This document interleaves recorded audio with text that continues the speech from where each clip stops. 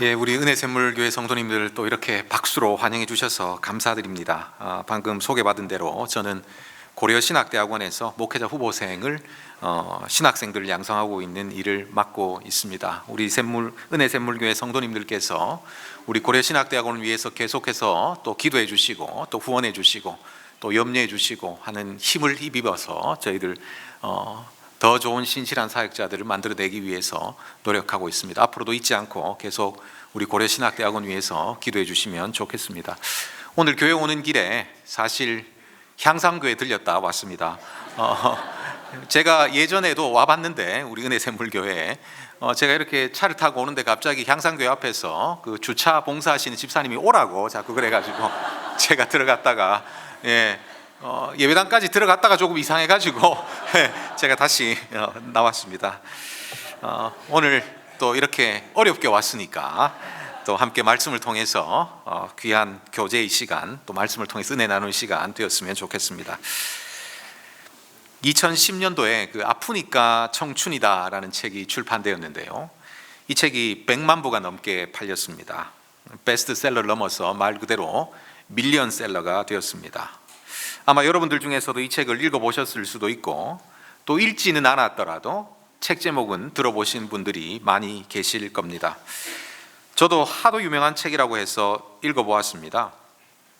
내용 보니까 힘들어하는 청춘들에게 건네는 위로의 말이 줄을 이루는 그런 내용의 책이었습니다. 잘 될 거야, 괜찮아, 이 정도면 잘 하는 거야, 그러니까 꿈을 잃지 마, 이런 유의 이야기였습니다. 아마도 팍팍한 현실을 살아가는 이 시대의 청춘들에게 이 아프니까 청춘이다가 위로가 되었던 것 같습니다. 그러니까 이 책이 그렇게도 많이 팔리고 유명해지지 않았겠습니까? 하지만 이 책이 베스트셀러가 되고 또 유명해진 만큼 또 이 책에 대해서 비판하는 목소리도 있었습니다. 어떤 사람은 이 책에 대해서 아프니까 청춘이 아니라 아프니까 환자다 이런 말을 했다고 합니다. 또 다른 사람은 아프니까 청춘이면 병원비는 누가 내냐 이런 말을 했다고도 합니다. 물론 이런 비판은 약간 우스갯소리를 섞어서 하는 비판이겠죠.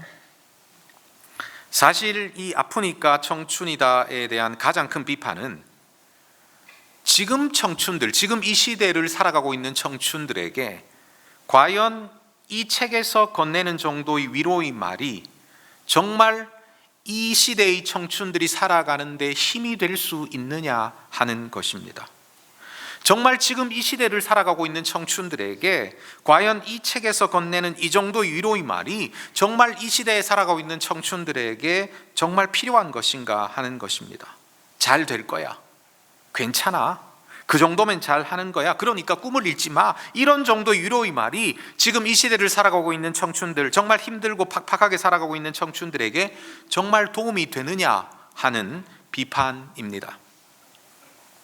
지금 우리 시대를 살아가고 있는 청춘들이 살고 있는 이 힘든 세상에 대한 제대로 된 설명이나 진단 하나 없이 왜 이렇게 우리 시대의 청춘들이 살기 힘든 세상이 되어버렸느냐에 대한 이야기 하나 없이 왜 우리 기성세대가 지금 이 청년들이 살아가고 있는 이런 세상을 팍팍하고 힘들게 만들어 왔느냐에 대한 진지한 반성이 전혀 없이 단지 청춘들에게 위로의 말 몇 마디를 던진다고 해서 잘 될 거야, 괜찮아, 그 정도면 잘하고 있는 거야, 이런 정도의 위로의 말을 던진다고 해서 정말 청춘들이 이 어렵고 힘든 세상을 살 힘과 지혜를 얻을 수 있느냐 하는 것입니다. 그래서 어떤 사람들은 이 아프니까 청춘이다가 문제를 다루는 것이 아니라 오히려 문제의 핵심을 비껴나가고 있다라고 말을 합니다. 여러분은 전도서 읽어보신 적이 있습니까? 전도서는 아프니까 청춘이다와는 전혀 반대로 우리에게 말합니다. 전도서는 전혀 그 문제의 핵심을 비껴나가지 않고 오히려 문제의 핵심을 정확히 겨눕니다. 너무 우리 문제의 핵심을 정확히 파고드는 나머지, 너무 우리가 가지고 있는 문제의 한가운데를 겨누는 나머지 오히려 우리가 읽기 부담스러운 책, 직면하기가 부담스러운 책이 바로 전도서입니다. 전도서에서 가장 유명한 구절, 전도서 1장 2절에 나오는데요, 같이 한번 읽어볼까요? 전도서 1장 2절 말씀 우리 같이 한번 읽어보도록 하겠습니다. 같이 읽겠습니다. 전도자가 이르되 헛되고 헛되며 헛되고 헛되니 모든 것이 헛되도다. 도대체 여기에 헛되다는 말이 몇 번이나 나옵니까? 이 짧은 한 구절의 말씀 가운데 헛되다는 말이 무려 5번이나 나오고 있습니다. 헛되고 헛되며 헛되고 헛되니 모든 것이 헛되도다. 이 짧은 한 구절의 말씀은 전도서의 전체 분위기를 집약적으로 보여주는 말씀입니다. 전도서는 처음부터 끝까지 우리에게 헛되다는 말을 되풀이하여 반복합니다. 헛되다는 소리를 노래로 치면 후렴구처럼 계속해서 우리에게 반복해서 이야기합니다. 헛되고 헛되며 헛되고 헛되니 모든 것이 헛되도다. 이 헛되다라는 말의 히브리어는 헤벨입니다. 구약학자들은 이 헤벨이라는 단어가 사람의 숨소리로부터 기원한 단어라고 생각합니다. 여러분이 많은 계단을 힘겹게 오르고 난 뒤에 혹은 심하게 운동을 하신 뒤에 여러분의 입과 여러분이 코에서 나오는 그 소리가 바로 헤벨이라는 것입니다. 여러분의 입과 코에서 나오는 소리가 헤벨 비슷한 것 같습니까? 이렇게 사람의 숨소리로부터 기원한 이 헤벨이라는 단어는 입김이라는 의미로부터 실바람, 수증기, 안개와 같은 의미를 나타내게 되었습니다. 그리고 어떤 번역가는 이 헤벨을 연기로 번역하기도 합니다. 입김, 실바람, 수증기, 안개, 그리고 연기. 공통점이 무엇입니까? 모두 손으로 잡을 수 없다는 것입니다. 손으로 움켜쥘 수 없다는 것입니다. 아무리 잡으려고 해도 잡을 수가 없다는 것입니다. 지금은 이런 모습을 많이 볼 수는 없지만 예전에는 여름이면 모기를 없앤다고 연기를 뿜으며 다니는 트럭을 심심찮게 볼 수 있었습니다. 아무튼 그게 모기를 죽이는 연기니까 사람에게도 좋을 리가 없습니다. 제가 어릴 때 이 트럭만 따라다니지 않았더라면 지금보다 훨씬 더 나은 사람이 되어 있을지도 모르겠습니다. 아무튼 제가 어릴 때는 연기를 잡는다고 친구들과 함께 얼마나 트럭 뒤를 쫓아다녔는지 모릅니다.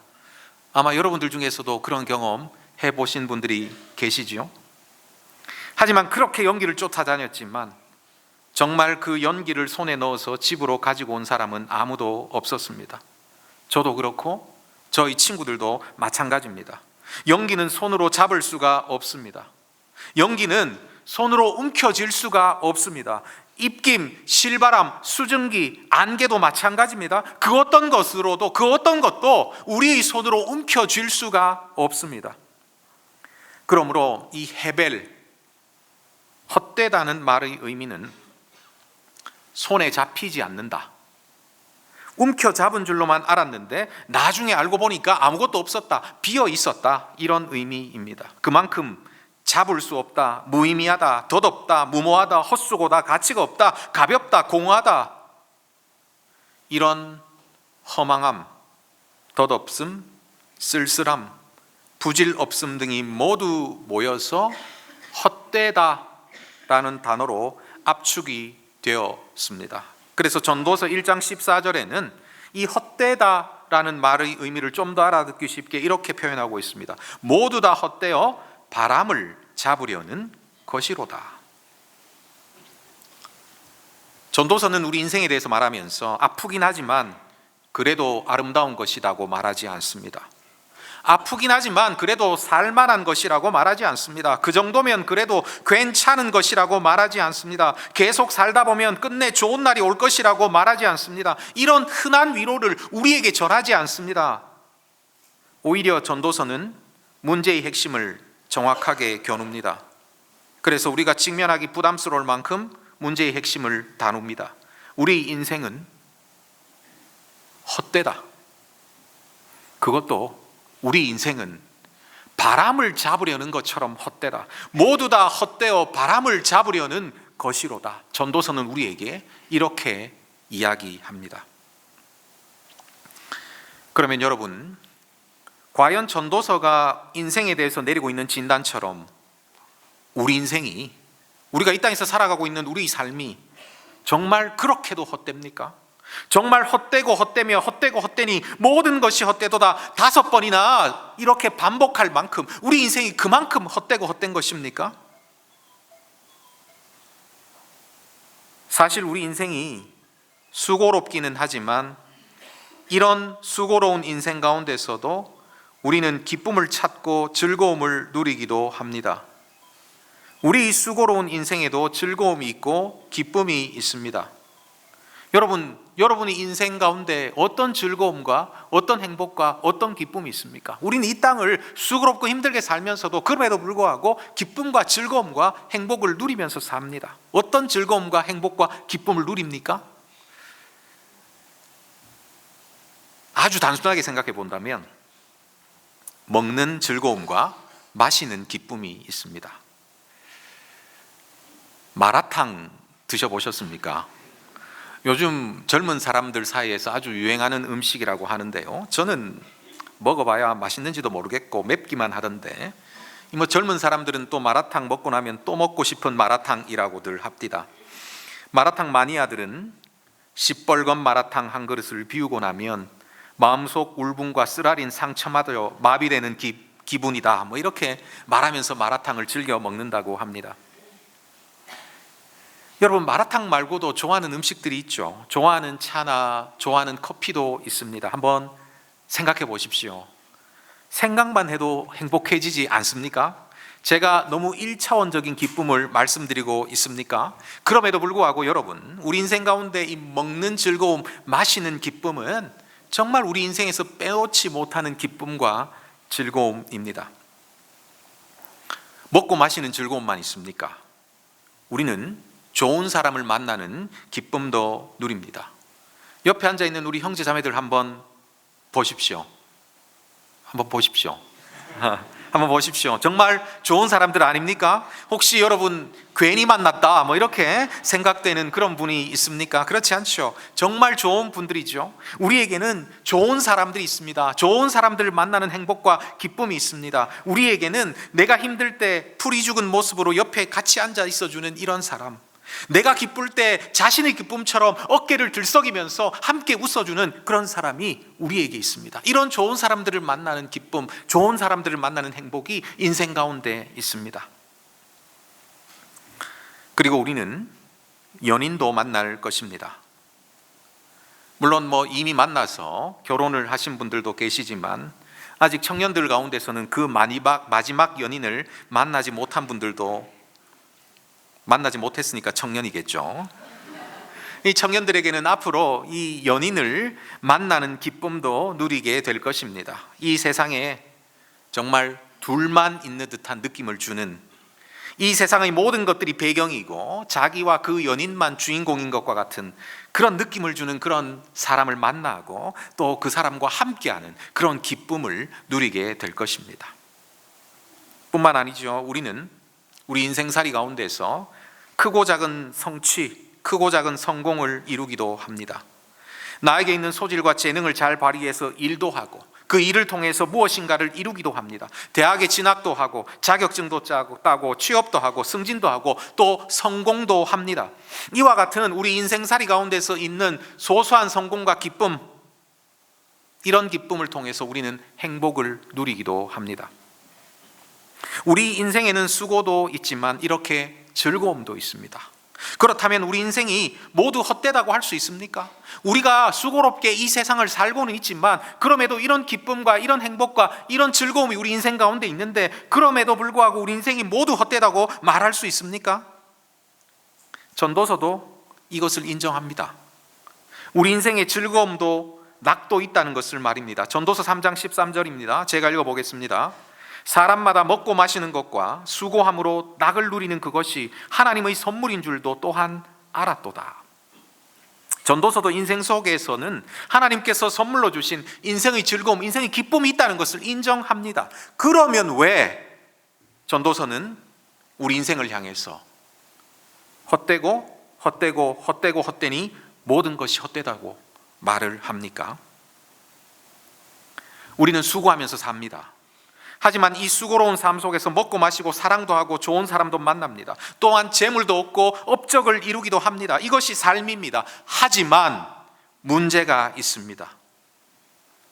이렇게 수고해서, 이렇게 우리 인생을 바쳐서 수고해서 얻은 것들이 그렇게 오래 가지 않는다는 사실입니다. 우리에게 무엇인가를 안겨주었던 인생은 또한 우리에게서 그것들을 하나 둘씩 빼앗아 갑니다. 젊을 때는 모두 아름답죠. 제가 예전에 젊을 때는 이렇게 젊은이들이 모여 있으면 그 젊은이들 가운데서도 멋진 사람, 좀 덜 멋진 사람, 이렇게 단번에 구분할 수가 있었습니다. 제가 젊을 때는요. 그런데 나이가 먹을 만큼 먹은 지금, 이제 젊은이들이 모여 있으면 누가 더 멋진지, 누가 덜 멋진지 전혀 구분할 수가 없게 되었습니다. 왜 그렇습니까? 제가 보기에 청춘 자체가 아름답고 빛나기 때문입니다.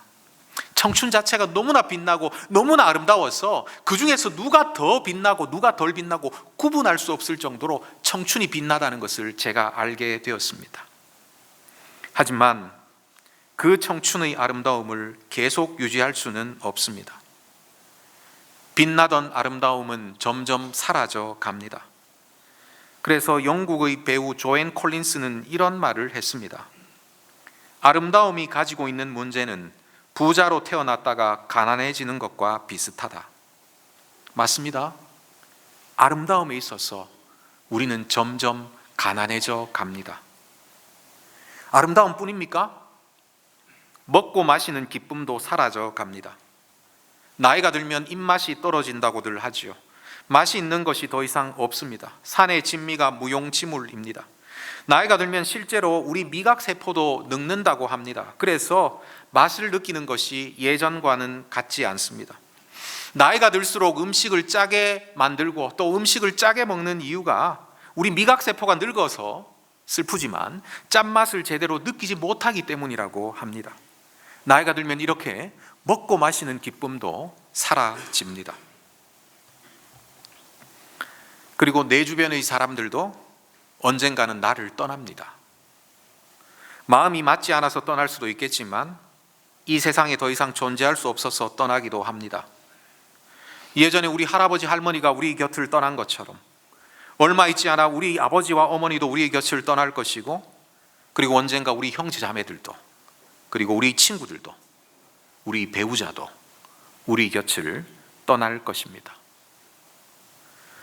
영원할 것 같았던 그 불타오르는 사랑도 식습니다. 예전에는 저 멀리 그의 모습이 어른거리기만 해도, 그의 목소리가 어렴풋이 들리기만 해도 가슴이 두근두근 했는데 이제는 바로 곁에 있어도 그저 그렇습니다. 정말 찬란했던 성취, 정말 빛나 보였던 성공, 정말 그것을 이루면, 그것만 내 손에 넣을 수 있다면 내 인생이 그냥 이대로 끝나도 좋을 것 같다고 느껴졌던 그 성취와 성공조차도 이러고 나서 얼마 시간이 지나면 내가 그렇게도 이루려고 했던 이것이 정말 그렇게도 소중한 것이었던가 라는 생각이 들게 됩니다. 빛나는 성취도 얼마 있지 않아서 녹이 씁니다. 내 인생이 남길 것이 많이 있는 인생인 줄 알았는데 시간이 지날수록 남는 것이 별로 없다는 그런 생각을 하게 됩니다. 내 인생이 정말 풍성하고 남길 것이 정말 많은 인생인 줄 알았는데 시간이 지날수록 남는 것이 점점 없어진다는 것을 발견하게 됩니다. 불현듯 이때 인생이 헛되다는 느낌, 우리를 찾아옵니다. 그래서 전도서는 이렇게 말합니다. 1장 3절입니다. 해 아래에서 수고하는 모든 수고가 사람에게 무엇이 유익한가? 모든 사람에게 헛되다는 느낌은 불현듯 찾아옵니다. 여러분, 우리를 찾아오는 이 헛되다는 느낌 앞에서 사람들이 보통 어떻게 반응합니까? 보통 사람들은 자신의 인생 가운데 이렇게 헛되다는 느낌이 갑자기 찾아올 때 이렇게 반응합니다. 내가 아직 더 많이 얻지 못해서 그런 것이 분명해. 그러면서 더 많은 것을 채우려고 발버둥을 칩니다. 더 많은 것을 먹어야 해. 더 많은 것을 마셔야 해. 더 많은 곳을 다녀야 해. 더 많은 것을 경험해야 해. 더 많은 사람을 만나야 해. 아니, 더 멋진 사람을 만나야 해. 더 많은, 더 멋진 성취를 해야 해. 더 많이 얻으면, 더 많이 만나면, 더 많이 채우면, 더 많이 성취하면 인생의 헛됨을 경험하지 않을 수 있을 거라고 생각하면서 더 많은 것을 경험하고 더 많은 것을 얻으려고 발버둥을 칩니다. 그러나 그렇지 않죠. 사람의 마음은 결코 채울 수가 없습니다. 사람의 마음은 아무리 채워 넣으려고 해도 만족이 없습니다. 인생에 대해서 보통 사람들보다 조금 더 성찰한 사람들은 이 사실을 깨달을 수밖에 없습니다. 사람의 마음을 채울 수가 없다는 사실을 깨달을 수밖에 없습니다. 그래서 철학자 플라톤은 이렇게 말했습니다. 인간의 본성은 물이 새는 항아리와 같다. 채워지자마자 곧바로 비기 시작합니다. 전도서도 비슷한 말을 하죠. 1장 8절입니다. 눈은 보아도 족함이 없고 귀는 들어도 가득 차지 아니하도다. 이것이 우리 인간의 본성입니다. 만족함이 없습니다. 채워지자마자 바로 비기 시작하는 항아리와 같은 것이 바로 인간의 본성입니다. 그러므로 여러분, 인생의 헛됨은 얼마나 좋은 것을 먹고 얼마나 좋은 것을 마시고 얼마나 좋은 것을 가지고 얼마나 다양한 것을 경험하고 얼마나 위대한 일을 성취하고 이런 것과는 상관이 없는, 인간이라면 누구나 느끼는 것입니다. 인생의 헛됨은 개인의 처지에 따라서 다른 것이 아니라, 개인의 형편에 따라서 다른 것이 아니라 인간이라면 누구나 느끼는 것입니다. 많이 가진 사람은 인생의 헛됨을 느끼지 않고 적게 가진 사람만 인생의 헛됨을 느끼는 그런 것이 아니라, 인간이라면 누구나 느끼는 것이 바로 인생의 헛됨입니다.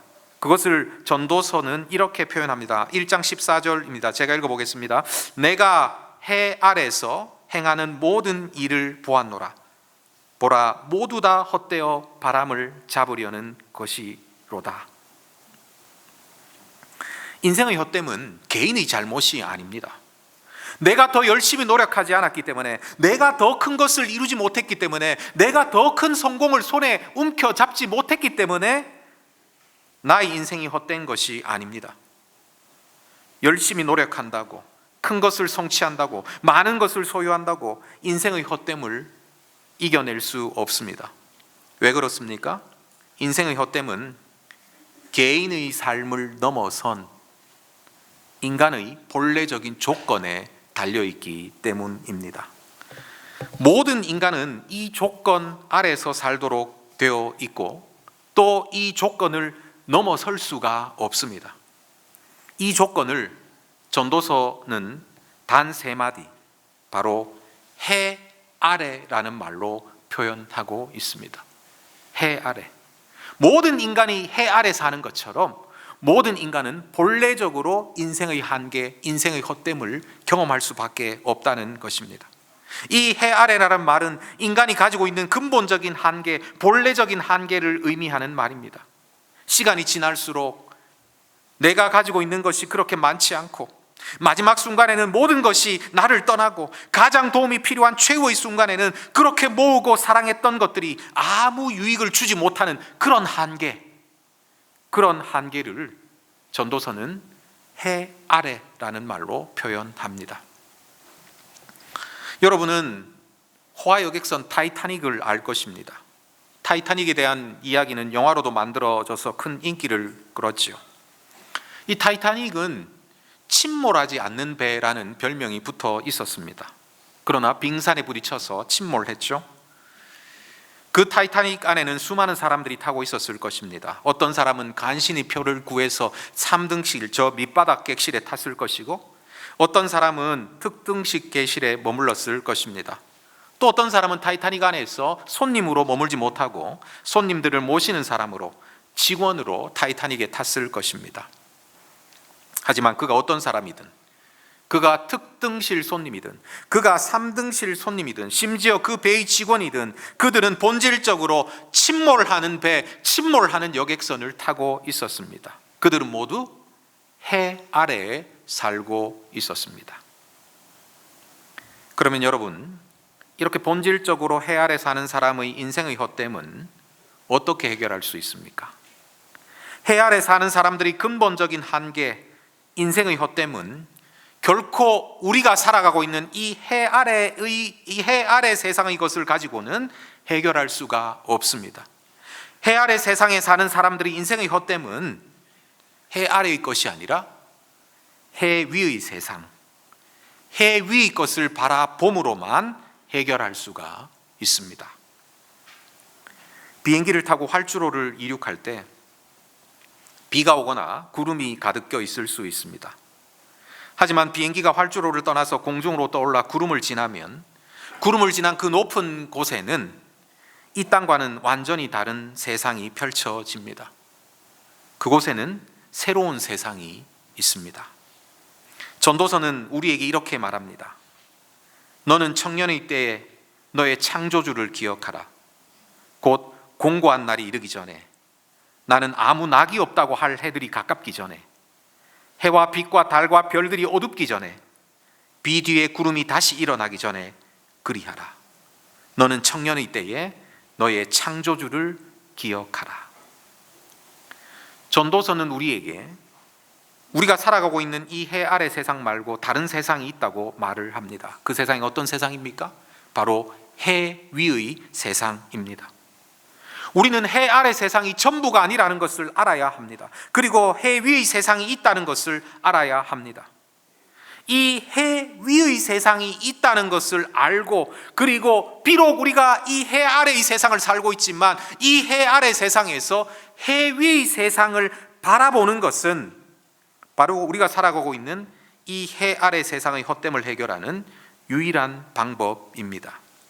왜냐하면 해 위의 세상은 손에 움켜잡을 수 없는 영계와 같이 헛된 세상이 아니라 영원한 세상이기 때문입니다.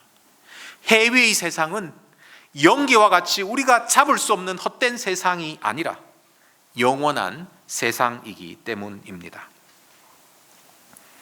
미국의 사회학자이자 목사인 토니 캠플러가 95세 이상 노인들을 대상으로 만일 인생을 다시 살 수 있다면 무엇을 바꾸겠습니까? 라는 설문조사를 시행했다고 합니다.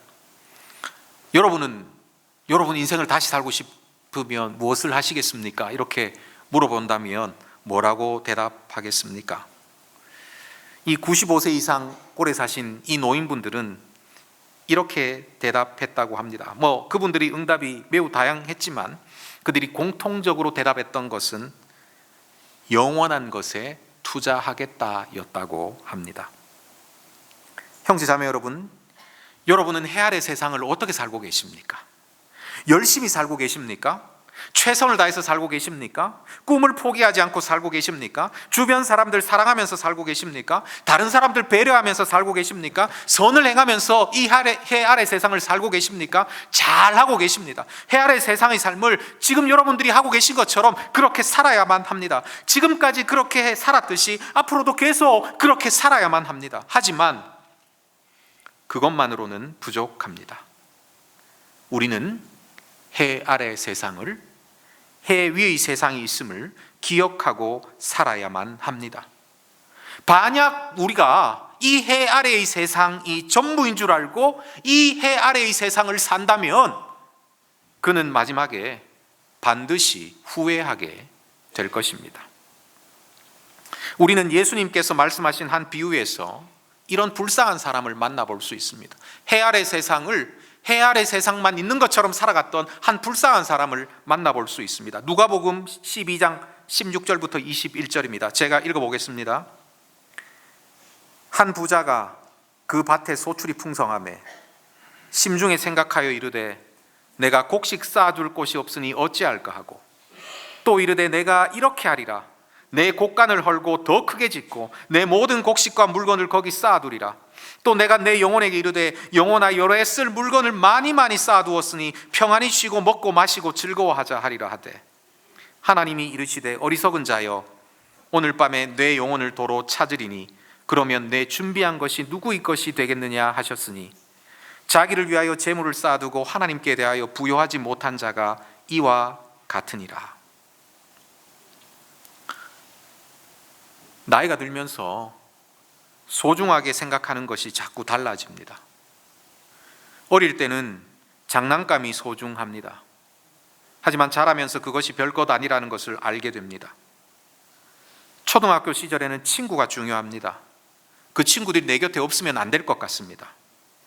하지만 이전 친구는 떠나고 또 다른 친구가 생긴다는 것을 깨닫습니다. 학창 시절이 되면 성적이 또 얼마나 중요합니까? 하지만 학교 졸업하고 나면 그것도 그때만큼 중요하지 않다는 것을 알게 됩니다. 청년의 때는 이성의 외모가 중요해 보입니다. 그러나 결혼하고 나면 그것도 별로 중요하지 않다는 것을 알게 될 것입니다. 우리 인생의 마지막이 있습니다. 여러분의 인생에도 마지막이 있습니다. 마지막에 하나님 앞에 섰을 때 어쩌면 우리는 후회하게 될지도 모릅니다. 정말 사소한 것에 몰두하면서 살아왔다고, 아니면 반대로 너무 중요한 일인데 하찮게 생각하며 살아왔다고. 전도서는 여러분이 이렇게 후회하지 않도록 여러분에게 요청하고 있습니다. 해 아래 세상을 해 위의 세상이 있음을 기억하고 살아라. 여러분이 살고 있는 해 아래 세상을 해 아래 세상만 있는 것처럼 살지 말고 해 위의 세상이 있음을 꼭 기억하고 살아라. 전도서는 우리에게 이렇게 요청합니다. 해 아래 세상이 전부라고 말하는 이 세상 가운데서 전도서는 또 다른 세상, 바로 해 위의 세상이 있다고 우리에게 말합니다. 해 위의 세상을 기억하라는 전도서의 요청에 진심으로 응답하는 저와 여러분들이 되기를 바랍니다. 그래서 여러분의 해 아래서의 인생이 정말 헛된 인생이 아니라 후회 없는 인생이 될 수 있기를 간절히 부탁드립니다. 아멘. 기도하겠습니다.